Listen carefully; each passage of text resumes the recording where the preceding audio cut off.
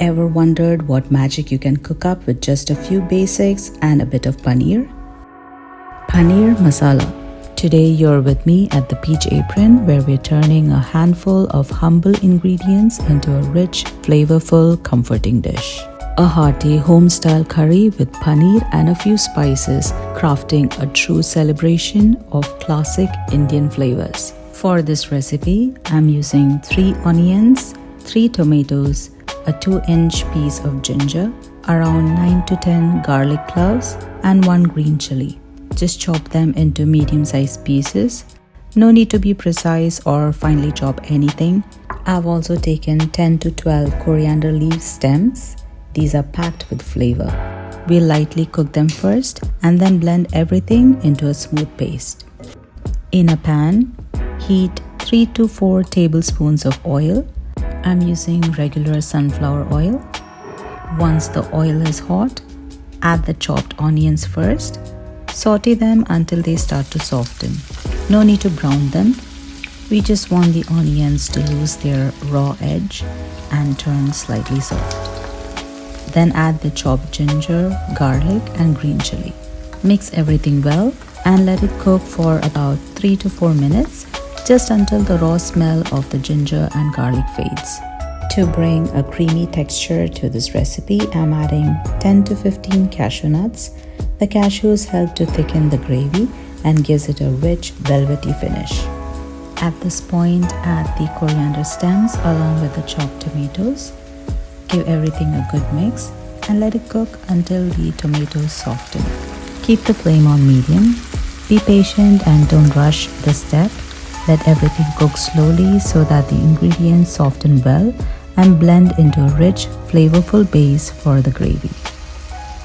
Once the ginger and garlic are cooked and the tomatoes have softened nicely, switch off the flame and let everything cool down completely. Then blend it all into a smooth paste and keep it aside.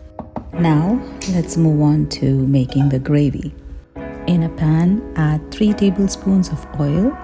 To bring that desi touch, I'm adding 1 tablespoon of ghee as well. Ghee enhances the flavor and makes the gravy more aromatic. Once the ghee has melted, add half teaspoon of cumin seeds and let them splutter. To infuse more flavor into the oil, I'm also adding some whole spices. Here I have 6 cardamoms, 5 cloves, and a cinnamon stick. These spices release their unique flavors into the oil, making a beautiful fragrant base for the gravy. Pour in the ground paste and mix it well with the oil and the spices. Let everything come together. This is where the base of our gravy really starts to build flavor. Once everything is well combined, it's time to add the spice powders. 1 heaped tablespoon of Kashmiri red chili powder, 1 tablespoon of coriander powder, 1/4 teaspoon of turmeric powder, half teaspoon cumin powder, half teaspoon garam masala powder, 1/4 teaspoon of dried fenugreek powder, and 1/4 teaspoon of dry mango powder. Give all the spice powders a good mix, stirring well till they are fully blended into the gravy base. When you get this gorgeous golden orange color, you'll know that the masalas have come together nicely. Add a bit of water. I've poured about 1/4 cup of water into my blender jar to collect all the leftover masala paste. Don't let any of that flavor go to waste. Cover the pan with a lid and let the gravy cook on a low-medium heat until you see traces of oil begin to separate. That's a sign the masala is well cooked. Add salt to taste, but leave a little room to adjust later. You can always add more salt if needed once the paneer goes in. Mix well to incorporate the seasoning evenly into the gravy.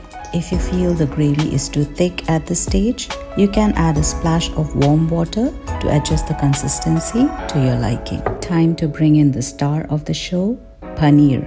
I'm using frozen paneer cubes today as that's what I have on hand, but fresh paneer works just as well for this recipe.